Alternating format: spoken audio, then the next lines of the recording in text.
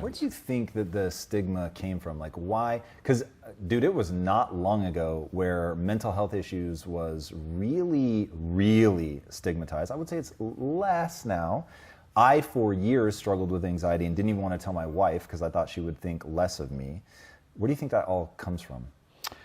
I think it comes from the fact that we don't think of these as brain health challenges.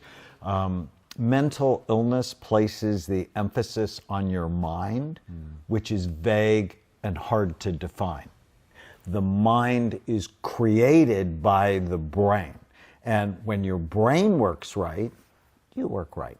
But when your brain is troubled for whatever reason, you have trouble in your life. You're more likely to be anxious. You're more likely to be depressed. You're more likely to have cognitive problems or get the diagnosis of ADD.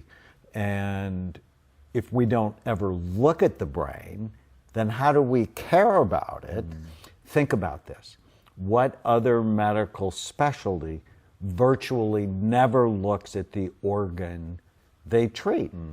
And because we don't look at the brain on a routine basis like we look at your heart or your prostate or your breast, nobody cares about their brain really. And when you don't look at the brain, you come up with all sorts of interesting theories about why people act the way they do, but you don't have any information on the actual biology. And so for someone who struggles with anxiety, what we learned, it's clearly not one thing.